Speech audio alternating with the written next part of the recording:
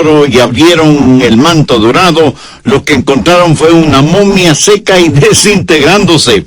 Por fuera, una hermosa máscara dorada y telas tejidas con oro, y por dentro, nada más que el esqueleto calcificado de un hombre. Es lo que está dentro lo que cuenta, lo que tiene valor, ¿no le parece? No es la máscara que nosotros muchas veces nos ponemos y la fachada exterior impresionante. Por lo general, eso lo hacemos para esconder la podredumbre de nuestra vida espiritual. Los fariseos eran maestros en esto. Exteriormente, lucían muy bien. Pero Jesús les dijo: «Ay de vosotros, escribas y fariseos, hipócritas, porque sois semejantes a sepulcros blanqueados, que por fuera, a la verdad, se muestran hermosos, mas por dentro están llenos de huesos de muertos y de toda inmundicia». Bien, veamos Mateo 5, desde el verso 20. «Porque os digo que si vuestra justicia no fuere mayor que la de los escribas y fariseos, no entraréis en el reino de los cielos». Puede imaginarse cómo sería una iglesia llena de escribas y fariseos. Yo creo que, primero, estarían siempre en el servicio dominical. Segundo, serían muy puntuales. Tercero, todos tendrían sus Biblias. Cuarto, darían sus diezmos. Quinto, nunca maldecirían ni dirían una mala palabra, ni se emborracharían de entrar en el reino de los cielos. Pero quiero que note que no está hablando de lo que está afuera, sino de lo que está dentro. Y da 6 ilustraciones para mostrarles a los fariseos lo que había en verdad en sus corazones. La primera ilustración la encontramos en Mateo 5:21. «Oísteis que fue dicho a los antiguos, no matarás, y cualquiera que matare será culpable de juicio. Pero yo os digo que cualquiera que se enoje contra su hermano será culpable de juicio. Y cualquiera que diga necio a su hermano será culpable ante el concilio. Y cualquiera que diga fatuo quedará expuesto al infierno de fuego». Los fariseos tenían una forma de religión exterior, superficial, hipócrita. ¿Cómo los describe Jesús? Veamos Mateo 23, desde el verso 23. «Ay de vosotros, escribas y fariseos, hipócritas, porque diezmáis la menta y el eneldo y el comino, y dejáis lo más importante de la ley, la justicia, la misericordia y la fe. Esto era necesario hacer sin dejar de hacer aquello. Guías ciegos, que coláis el mosquito y tragáis el camello». Si el asunto no fuera tan serio, yo diría que hay tremendo humor en lo que Jesús les dijo. Los escribas y fariseos, cuando diezmaban plantas o granos, eran meticulosos contando: de 10 hojas de menta, 9 para mí y 1 para el Señor. De 10 granos de trigo o cebada, o lo que fuere, 9 para mí y 1 para el Señor. O sea, para ellos aún el acto de diezmar era externo, y se olvidaban de practicar, según la ley, actos de justicia, misericordia y fe. ¿Se puede imaginar lo ridículo o risible de esa situación cuando les dice que ellos eran muy cuidadosos para no ingerir ni siquiera un pequeñísimo mosquito, pero no tenían ningún problema tragándose un camello? Veamos el verso 25. «Ay de vosotros, escribas y fariseos, hipócritas, porque limpiáis lo de fuera del vaso y del plato, pero por dentro estáis llenos de robo y de injusticia». La idea hace referencia a alguien que limpia solo la parte exterior del vaso o del plato, pero ni siquiera toca la parte interior. Y Jesús dijo que esa era la forma en que ellos practicaban su religión: limpios por fuera, pero completamente sucios por dentro. A Dios le interesa primordialmente lo interior, no lo exterior, porque es lo de adentro lo que cuenta. El pecado es un trabajo interior, pero también lo es la justicia, la misericordia y la fe.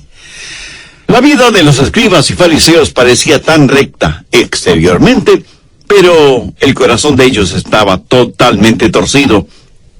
Hace muchos años serví como consejero en una de las cruzadas de Billy Graham. En una de esas reuniones, una muchachita pasó al frente para entregar su corazón a Cristo, y tuve el privilegio de hablar con ella. La mamá de esa niña era una persona de la alta sociedad, y se sintió molesta de que su hijita estuviera mezclada con el resto de pecadores que querían hacer una decisión por Cristo. Para esa distinguida dama, eso era una afrenta. De hecho, ni siquiera entendía por qué su hijita tenía que ser salva, y le decía que no tenía que hacerlo, que ella, como madre, sabía que su hija era muy buena y cosas por el estilo. Bueno, nunca olvidaré lo que esa niña le dijo a su madre mirándole fijamente a los ojos. Mamá, tú no puedes ver mi corazón. Esa jovencita sabía que era pecadora y que necesitaba ser salva, pero su madre era como los fariseos de antaño, preocupados por lo exterior, a expensas de lo interior. Un hombre no es pecador porque peca, peca porque es pecador. Un hombre no es ladrón porque roba, roba porque es un ladrón. Un hombre no es mentiroso porque miente, miente porque es mentiroso. Jesús dice que estas cosas salen del corazón, y esa es la razón por la que dice que nuestra justicia debe ser mayor que la de los fariseos y de los escribas. Y muchas de esas personas a quienes Jesús habló y testificó, nunca se salvaron porque nunca se consideraron pecadoras. Antes de ser salvo, un hombre tiene que reconocer que es pecador. Mire lo que Pablo dice en Romanos 10:3. Porque ignorando la justicia de Dios y procurando establecer la suya propia, no se han sujetado a la justicia de Dios. Por eso aquí en el Sermón del Monte, Jesús va a demoler la autojusticia de esa gente y a demostrar que ellos tienen necesidad de Él y que necesitan ser regenerados. Así que la primera ilustración tiene que ver con el asesinato, y Jesús cita uno de los 10 mandamientos, Éxodo 20:13, no matarás. De paso, permítame decir que los 10 mandamientos no prohíben todos los asesinatos. Cuando dice no matarás, eso es lo que literalmente significa. Pero, por ejemplo, el matar animales no está prohibido. Algunas personas piensan que es malo el matar animales. Pero mire la orden de Dios en Éxodo 20:24. O sea, después del no matarás de Éxodo 20:13, dice: altar de tierra harás para mí, y sacrificarás sobre él tus holocaustos y tus ofrendas de paz, tus ovejas y tus vacas. En todo lugar donde yo hiciere que esté la memoria de mi nombre, vendré a ti y te bendeciré. No había nada de malo con el sacrificar esos animales. Cuando Dios ordena no matarás, no se refería a los animales. Ahora, nadie puede ser cruel con los animales, pero no hay nada de malo en utilizar los animales como alimento. Jesús comió pescado. ¿Fue pecador por eso? De ninguna manera. Escuche cuidadosamente lo que voy a decir. La Biblia no prohíbe la pena capital. Por favor, busque Éxodo 21:12. El que hiere a alguno, haciéndole morir, él morirá. Eso es lo que dice la palabra de Dios. Si usted mata a alguien, usted ha cometido un crimen digno de muerte, y cuando la Biblia dice no matarás, no está prohibiendo la pena capital. Por supuesto, ningún cristiano debe vengarse. No nos corresponde. Jamás tendremos el derecho de quitarle la vida a otra persona, y sin embargo, el gobierno sí puede hacerlo. Busque Génesis 9:6. El que derramare sangre de hombre, por el hombre su sangre será derramada, porque a imagen de Dios es hecho el hombre. Dios valora muchísimo la vida humana. La pena capital es una enseñanza clara de la palabra de Dios. Cuando la Biblia dice no matarás, no prohíbe el matar animales. Y trágico como es, tampoco prohíbe la pena capital, o la necesidad de defender a los suyos cuando otros amenazan sus vidas. Veamos Éxodo 22, los versos 2 y 3. Si el ladrón fuere hallado forzando una casa, y fuere herido, y muriere, el que lo hirió no será culpado de su muerte. Pero si fuere de día, el autor de la muerte será reo de homicidio. El ladrón hará completa restitución. Si no tuviere con qué, será vendido por su hurto. Ahora, ¿qué significa todo esto? Que si usted mata a un ladrón a plena luz del día, cuando no había necesidad de matarlo, y usted no corría ningún peligro, usted será culpable. Y aunque el ladrón sea culpable, usted no tiene ningún derecho a quitarle la vida, especialmente cuando ni su vida ni la de sus seres queridos está en peligro. Usted tiene el derecho, la obligación y la responsabilidad, sí, de proteger a su familia. Pero Jesús está hablando a los fariseos acerca de no matarás. Y ellos movían afirmativamente sus cabezas porque ellos ni siquiera pensaban en la posibilidad de que podrían matar. ¿Qué prohíbe la Biblia cuando dice no matarás? Obviamente, el crimen de homicidio. Nuestro país se ha convertido en la capital mundial del crimen. Se mata a sangre fría a gente inocente. Hay gente que mata a otras personas simplemente porque no les gusta. Violadores asesinan a sus víctimas después de haber saciado su lujuria. La sangre de los inocentes clama al cielo y Dios no está sordo a ese llanto. Él no matarás prohíbe el homicidio. También prohíbe el suicidio. Usted no tiene el derecho de quitarse la vida porque esa vida no le pertenece a usted sino a Dios. Algunos piensan que suicidarse, dicen que está bien si es que uno padece de una enfermedad incurable. Pero usted no puede ni debe jugar a ser Dios. La enfermedad más incurable, el dolor más constante, el problema más severo, la desilusión más profunda, la peor persecución, no son justificativos para el suicidio. ¿Por qué? Porque el suicida se está tomando una atribución que no le pertenece. Está quitando de las manos de Dios algo que es atributo de Dios. Y pudiera ser que esté hablando a alguien que está pensando en el suicidio. Mi amiga, mi amigo, no lo haga. Mire lo que Pablo dice en 1 Corintios 10:13. No os ha sobrevenido ninguna tentación que no sea humana, pero fiel es Dios, que no os dejará ser tentados más de lo que podéis resistir, sino que dará también juntamente con la tentación la salida, para que podáis soportar. Y surge una pregunta. Pastor, ¿puede un cristiano cometer suicidio? Si un cristiano está mentalmente enfermo, existe esa posibilidad, pero es una posibilidad trágica. Una persona que se suicida cuando esté frente a Dios se sentirá profundamente avergonzada.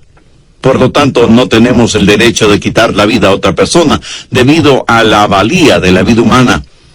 Y aquí debo mencionar el horrible crimen que cometen quienes están en la industria del aborto, asesinando a inocentes e indefensos bebecitos en el vientre de sus madres, siendo muchas veces las mismas madres las que piden o aprueban esos asesinatos. Y muchos me dirán, pero pastor, el aborto ya es legal en muchos países. Escúcheme, no todo lo que es legal es correcto o justo. El doctor Gallup es un investigador que dijo lo siguiente: si un doctor acepta dinero para matar a un bebé en el vientre de la madre, también podrá matarle a usted con una inyección si sus hijos le pagan. Y no tenemos el derecho de suicidarnos debido a que nuestra vida le pertenece a Dios. Escuchando las enseñanzas de Jesús, los fariseos seguramente decían: qué bueno que no somos homicidas, ni suicidas, ni infanticidas. Y cubriéndose con el manto de su autojusticia, se sentían seguros. Pero Jesús no solo que habló de la malicia del asesinato, sino que habló también del ácido de la ira. Mateo 5:22. Pero yo os digo que cualquiera que se enoje contra su hermano será culpable de juicio. Y cualquiera que diga necio a su hermano será culpable ante el concilio. Y cualquiera que diga fatuo quedará expuesto al infierno de fuego. Jesús va a destruir la ilusión de la autojusticia. Si algún pecado los fariseos no iban a cometer, sería el asesinato. Pero el Señor Jesucristo va a mostrar que el odio es un ácido corrosivo que destruye a quien lo tiene. Jesús va más allá del acto del asesinato, a la actitud detrás del acto, a su motivación, mostrar realmente por qué la gente mata. Un pequeño estaba haciendo sus tareas escolares y de pronto le preguntó a su papá: papá, ¿por qué la gente comienza las guerras? Bueno, hijo, En la Primera Guerra Mundial los alemanes invadieron Bélgica y en ese momento entró la mamá a la habitación y dijo, no fue así. Yo te diré cómo comienzan las guerras. El marido, bastante molesto, le dice a su mujer, mira, ¿quieres tú contestar la pregunta de nuestro hijo o me dejas a mí hacerlo? Él me preguntó a mí, no a ti. Además, tú no sabes nada sobre el asunto, así que no te metas en esto. Ella, furiosa, lanzó al piso la ropa que tenía en sus manos y airadamente salió de la habitación dando tremendo portazo. El padre le dice a su hijo, déjame decirte cómo empiezan las guerras. Y el hijo, saliendo de la habitación, le dice, ya no es necesario, papá, ya lo sé. Comienzan en el corazón. Está usted en guerra con Dios. Eso quiere decir que usted no está de acuerdo con Dios. Usted está en rebeldía espiritual. Pero puede dejar de ser rebelde ahora mismo si se reconoce pecador y busca el perdón de Dios. Estamos estudiando Mateo 5, los versos del 20 al 22, la enseñanza de Jesús acerca del enojo, y habla del enojo cáustico contra el hermano. Eso es cuando alguien le hace daño, usted se llena de enojo, y usted siente ese ácido corrosivo en ebullición dentro de usted, y poco a poco ese enojo se va convirtiendo en ira, hasta el punto de llamar a su hermano necio. ¿Qué significa esto? Significa que para usted la otra persona no vale nada. Necio. Es una palabra de desprecio. Los prejuicios raciales están cubiertos por esa palabra. Usted desprecia a los demás. Se siente superior a otros. Trágicamente eso sucede aún entre cristianos. Hay quienes se sienten espiritualmente superiores a otros. Y ese enojo cáustico es seguido por el enojo desdeñoso y luego por el enojo condenatorio. Pero Jesús va más allá. Dice que quien llama fatuo a su hermano se irá al infierno. Y eso parece un castigo muy drástico, ¿no le parece? Pero es que debemos entender lo que la palabra fatuo significa en la Biblia. Se refiere a perversidad moral, a impiedad, a maldad. Una persona fatua, a menos que sea redimida y salvada, es una persona condenada y sin ninguna esperanza. El enojo a veces comienza a arder lentamente en el corazón y luego se convierte en un verdadero incendio de trágicas consecuencias. Busque 1 de Juan 3:15. Todo aquel que aborrece a su hermano es homicida. Y sabéis que ningún homicida tiene vida eterna permanente en él. Pastor Rogers, ¿es todo enojo malo? Por supuesto que no. En Efesios 4:16 se nos da 2 órdenes. Airaos, pero no pequéis. ¿Lo ve? Enojarse sin pecar. No se ponga el sol sobre vuestro enojo. La ira es algo malo, pero el enojo justo es diferente. Por lo menos 18 veces en el Antiguo Testamento leemos acerca del enojo de Dios. Y en el Nuevo Testamento tenemos la historia de cuando Jesús se enojó, lanzando afuera a los mercaderes en el templo. Uno puede determinar el carácter de una persona sabiendo qué es lo que le enoja. ¿Qué es lo que le enoja a usted? ¿Que perdió su equipo favorito? ¿Que alguien le ganó el único estacionamiento posible? Ahora, ¿sabe cómo enojarse sin pecar? Se lo diré. Enójese contra el pecado. Jesús nos previene contra el enojo que permite que Satanás construya una fortaleza en su vida. Esposos y esposas, escuchen. Si ustedes están enojados por alguna razón, nunca se acuesten estando enojados. No se ponga el sol sobre vuestro enojo, ni deis lugar al diablo. Cuando usted tiene enojo en su corazón y no lo elimina, y enojado se va a la cama, ¿sabe lo que hace? Le está dando permiso al diablo para que levante campamento en su vida. El enojo es la sustancia de la cual el diablo se siente muy a gusto. Pero también deseo que note lo que dice Efesios 4, los versos 28 al 30. El que hurtaba no hurte más, sino trabaje haciendo con sus manos lo que es bueno, para que tenga que compartir con los que padecen necesidad. Ninguna palabra corrompida salga de vuestra boca, sino la que sea para la necesaria edificación, a fin de dar gracia a los oyentes. Y no contristéis al Espíritu Santo de Dios, en el cual fuisteis sellados, para el día de la redención. La mayoría de los fariseos no robaba, ni salían palabras corruptas de sus bocas. Pero note lo que Jesús les dice en el verso 31.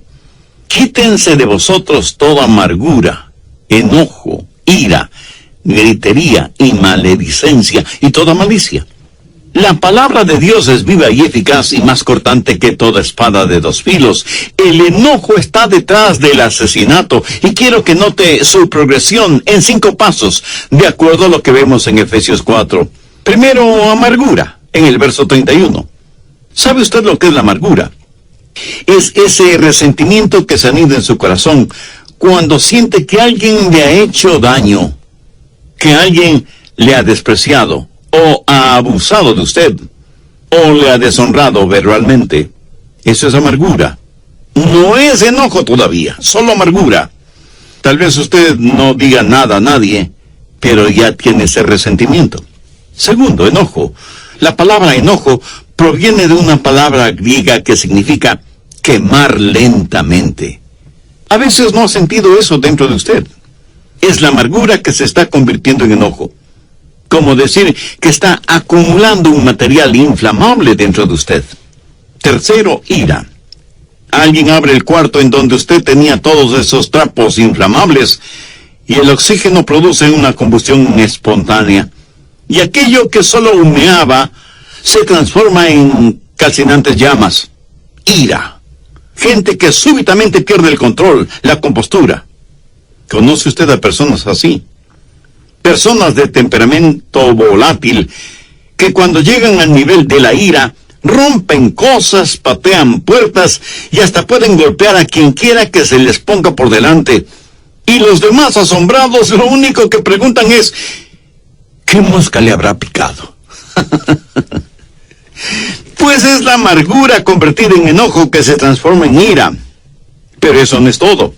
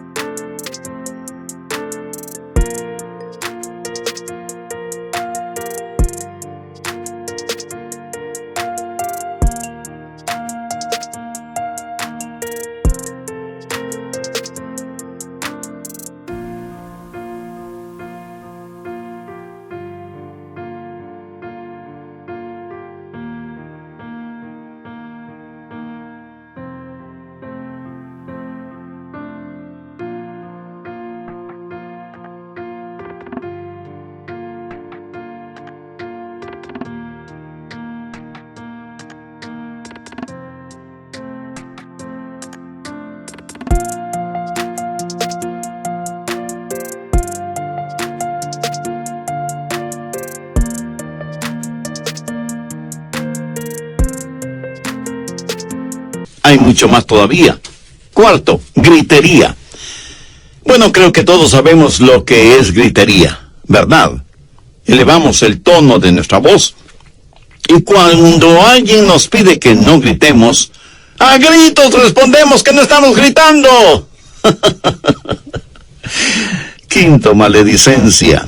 Una vez que usted ha elevado el tono de su voz, una vez que se ha encerrado usted mismo en esa actitud, comienza a decir cosas malévolas, diabólicas, y deja salir expresiones que no debía usar, y a decir cosas que no debía decir.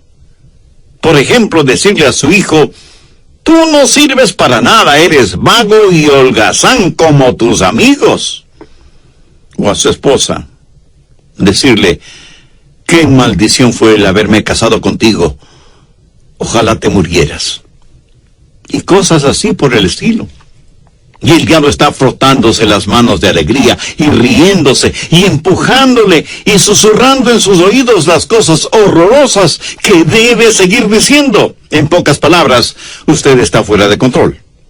¿Sabía que por ahí hay una enseñanza psicológica que dice que es bueno para una persona el ventilar su ira?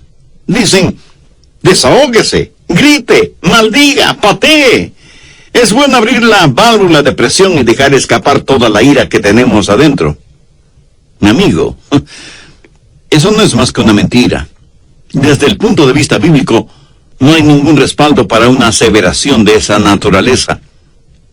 Es más, en su libro, La ira, una emoción mal entendida, su autora Carol Travis dice lo siguiente: la razón psicológica para desahogar la ira no resiste ni el más elemental escrutinio experimental.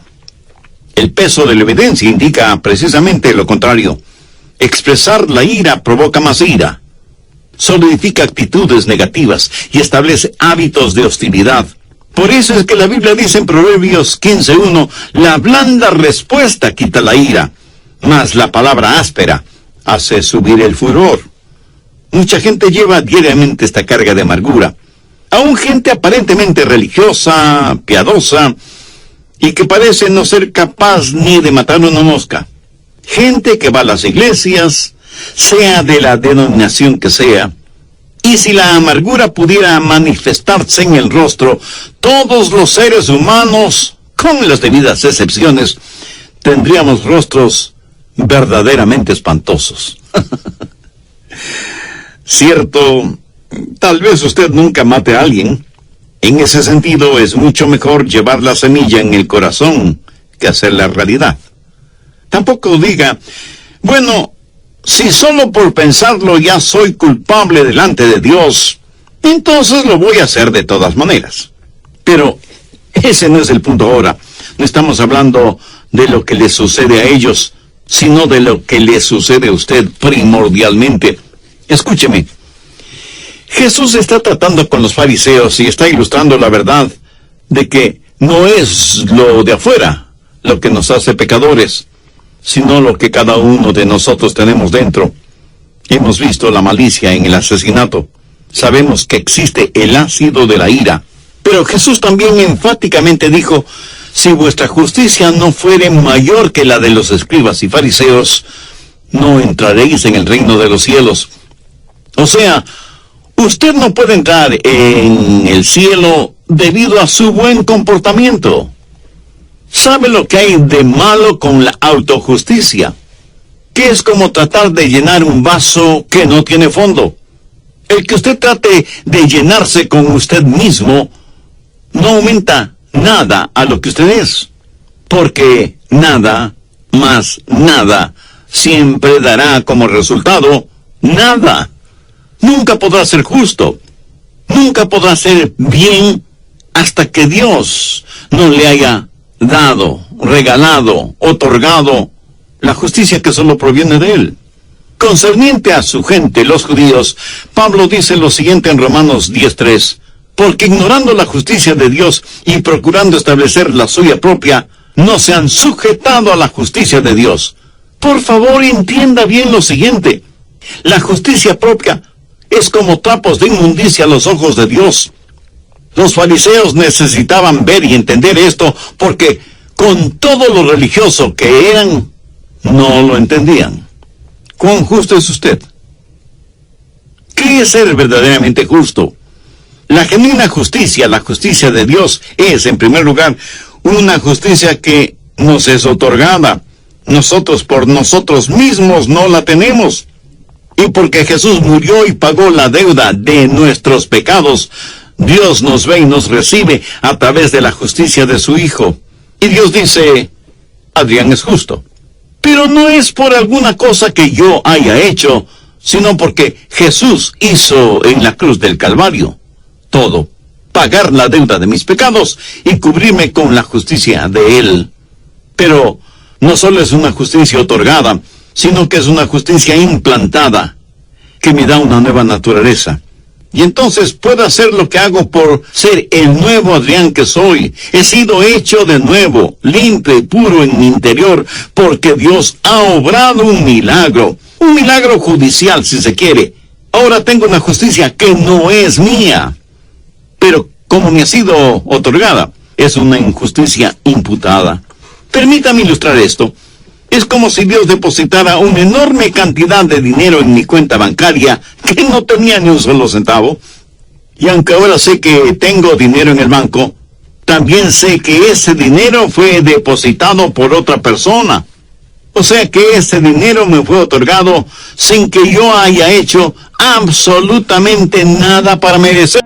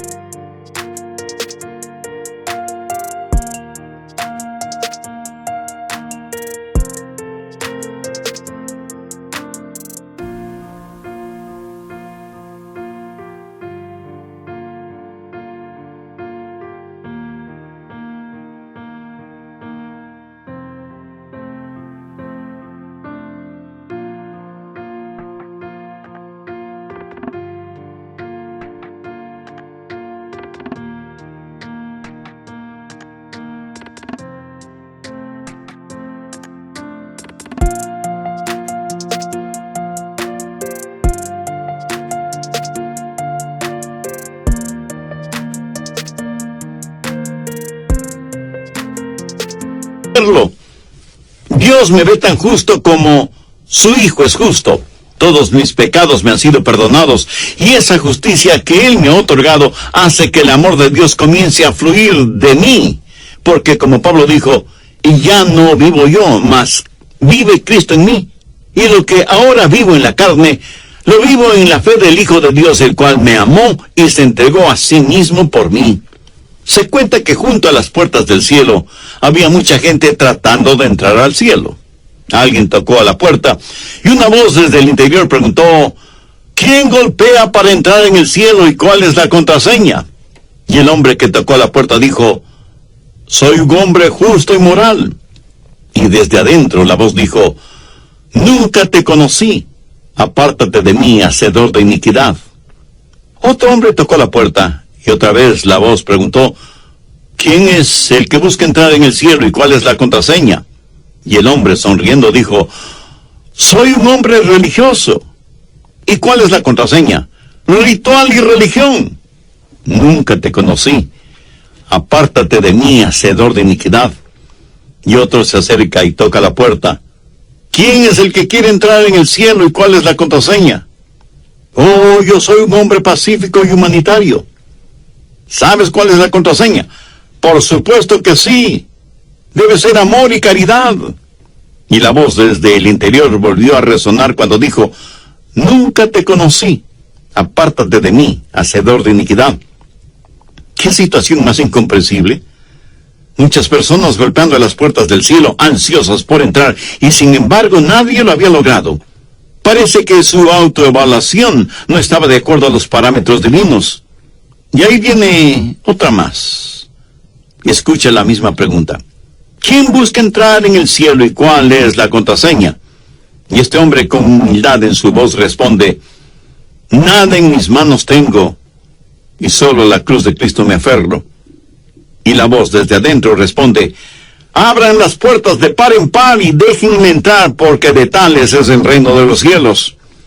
Y eso es exactamente lo que el Señor Jesucristo quiso decir cuando les dijo a los moralistas, a los religiosos y a los humanistas, si vuestra justicia no fuere mayor que la de los escribas y fariseos, no entraréis en el reino de los cielos.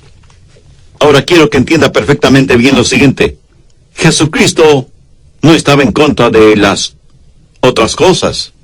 No estaba en contra de la religión, tanto y en cuanto sea la genuina. No estaba en contra de la moralidad, sino más bien en contra de la falta de la misma. No estaba en contra del amor, porque hubiera sido como estar en contra de él mismo, porque él es la manifestación, la encarnación del amor de Dios, y por supuesto, él no estaba en contra de los 10 mandamientos, sino que incluso él enseñó cuál era el espíritu de la ley, y no solamente la letra de la ley. Pero él está diciendo que el corazón del problema humano es el problema del corazón humano. ¿Lo entiende? Permítame repetir